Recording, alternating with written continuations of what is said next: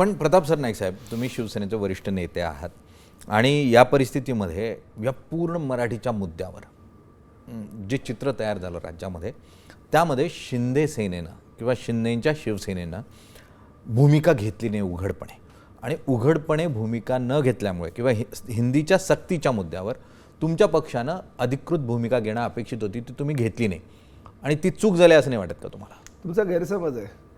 महत्त्वाचा मुद्दा आहे. ज्या दिवशी माननीय मुख्यमंत्र्यांनी दोन्ही GR जे रद्द केले त्या दिवशी कॅबिनेट बैठक होती. सह्याद्रीला कॅबिनेट बैठक झाल्यानंतर मी, उदय सामंत, शंभूराजे देसाई, गुलाबराव पाटील आणि दादा भुसे आम्ही शिंदे साहेबांना स्पष्टपणे सांगितले की साहेब आपल्याला ह्या विषयावर मुख्यमंत्र्यांना बोलावं लागेल, कारण शेवटी दादा भुसे जे आपले शिक्षण खात्याचे मंत्री आहेत त्यांच्याकडे ही जबाबदारी आहे.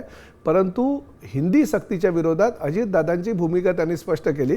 आपल्याला सुद्धा आपली भूमिका स्पष्ट करावी लागेल आणि आम्ही मंत्रिमंडळाच्या बैठकीमध्ये नाराजी व्यक्त केली पाचही मंत्र्यांनी. शिंदे साहेबांनी मुख्यमंत्र्यांबरोबर चर्चा केली आणि शेवटी काही लोकांचा विरोध असताना सुद्धा आम्ही तो GR रद्द करायला लावला आणि आमची विनंती जी होती देवेंद्र फडणवीस साहेबांनी ऐकले आणि ते GR त्यांनी रद्द केले.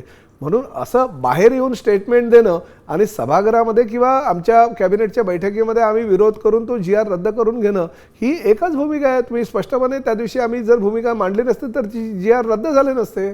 बाहेरचं चित्र असं तयार झालं की फडणवीस सरकार हे का नमलं, तर ते राज ठाकरे आणि उद्धव ठाकरेंच्या एकत्र येण्यामुळे. आम्हाला एकत्र आल्यामुळे मला एक गोष्ट सांगा, आम्हाला एकत्र येण्याने आम्हाला काय फरक पडला हो? मला सांगा, 288 आमदार ह्या ठिकाणी आहे आणि त्यापैकी 237 आमदार जर महायुती बरोबर असेल तर ती आम्हाला घाबरायचं काहीच कारण नाही. आणि दुसरं असं आहे, अजितदादांनी भूमिका स्पष्ट केली होती बाहेर, त्यामुळे आम्हाला बाहेर भूमिका, कारण महायुतीमध्ये आम्ही आहोत, त्या तुमच्या माहितीकरता सांगतो, त्या गोष्टीविषयी सुद्धा चर्चा झाली आणि आम्ही दादाने सांगितलं की शेवटी महायुती आहे, महायुतीमध्ये एकत्रितपणे निर्णय घ्यावा लागतो आणि आम्ही कॅबिनेटमध्ये निर्णय घेतला आणि त्यावर मुख्यमंत्र्यांनी आणि आदरणीय अजितदादांनी आपली सहमती व्यक्त केली, म्हणून तो GR रद्द झाले.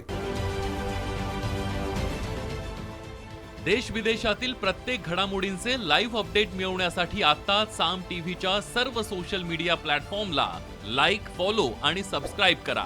तसंच सर्व नोटिफिकेशनसाठी बेल आयकॉन प्रेस करायला विसरू नका.